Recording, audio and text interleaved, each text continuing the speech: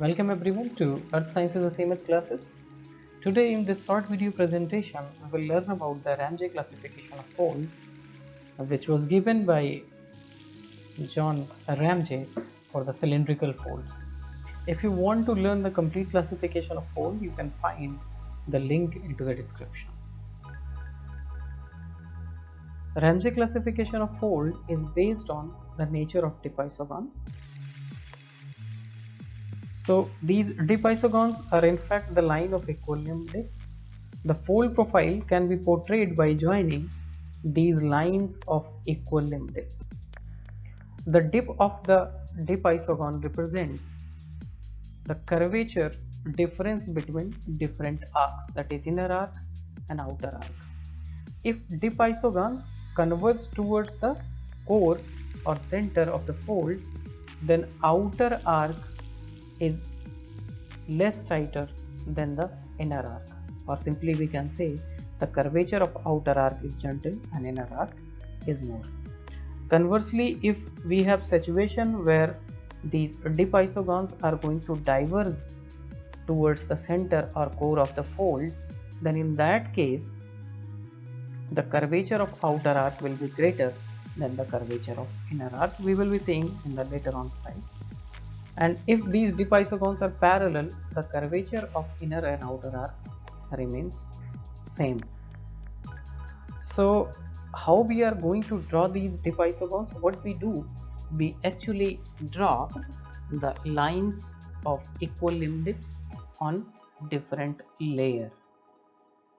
For example, you can see over here that these are the 20-degree lines, and these lines are drawn, these angles are drawn with respect to the line perpendicular to the axial surface. Then we draw a perpendicular line touching these two arcs, and similarly for layer second and layer third, and similarly for layer third and fourth. So this is how we draw these dip isogons. Similarly, we can draw for the another angle, let's say for 40 degree. So we first draw these lines, then we join these lines perpendicularly, or perpendicular to these lines we draw these lines, and this is how we get dip isogon for 40 degree. So as you can observe, the nature of curvature of this dip isogon, it is converging towards the center. Similarly, we may have situation where this outer arc can be tight, or the curvature of outer arc can be more than the inner arc. In that situation, these dip isogons are going to diverge towards the center, or it can be parallel. So on the basis of this curvature of dip isogon, Ramsey has classified the fold into 3 different classes. So now we will learn the Ramsey classification scheme of the fold, which is based on the dip isogon method. So here we have dip isogon. The shape of these dip isogons, whether the convergent dip isogons or parallel dip isogons or divergent dip isogons, will classify the fold into different classes. Like the class 1 fold have all convergent dip isogons, class 2 fold have parallel dip isogon, and class 3 fold has divergent dip isogon. So on the basis of this classification scheme, there are 3 different classes. The class 1 represents the folds in which the dip isogons converge towards the center. You can see in each case dip isogons are being converged toward the center. In this case, the outer arc is tighter than the inner arc, and in class 2 it is again called as similar fold, so, and also known as shear fold. In this case, the dip isogons are parallel to the axial trace. The shape of inner and outer arc is identical in case of class 2 fold of the Ramsey classification, and in case of class 3 fold, our outer arc is tighter and inner arc is gentler, or curvature of outer arc is more and curvature of inner arc is less. So in this case, the dip isogons diverge towards the center. So in total we have three classes: class 1, class 2 and class 3. Class 1 has been further subdivided into three classes: class 1A, class 1B and class 1C, depending upon the curvature of this particular convergent dip isogons. If it is gently convergent, we have class 1A fold.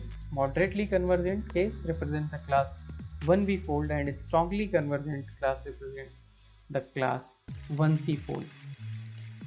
Among that which this particular class 1B fold represents the parallel folds, in which the inner and outer arc have similar curvature, almost similar curvature. In class 2 folds, we have already studied the dip isogons are parallel to each other, and in class 3 these dip isogons diverge away from each other. So among these classes, 1B class is parallel fold and class 2 is similar fold. These geometry stand out because we can easily see these type of folds, class 1B and class 2, in the field. So now we can summarize the Ramsey classification with the help of this diagram. We can see that class 1 folds have convergent dip isogon, and class 2 folds have parallel dip isogon, and class 3 fold have divergent dip isogons. In case of class 1 fold, the curvature of inner arc is more than the curvature of outer arc, and in case of class 2 fold, the curvature of inner and outer arc is similar, and in case of class 3 fold, the curvature of outer arc is more than curvature of inner arc.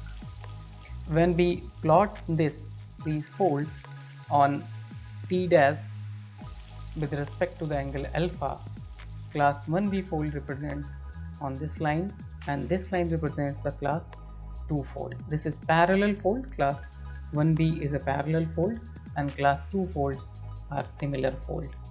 So in this class we have learned about the Ramsey classification of fold, which represents three peculiar classes: class 1, class 2 and class 3, based on the nature of dip isogons, whether it is convergent, it is parallel or it is divergent.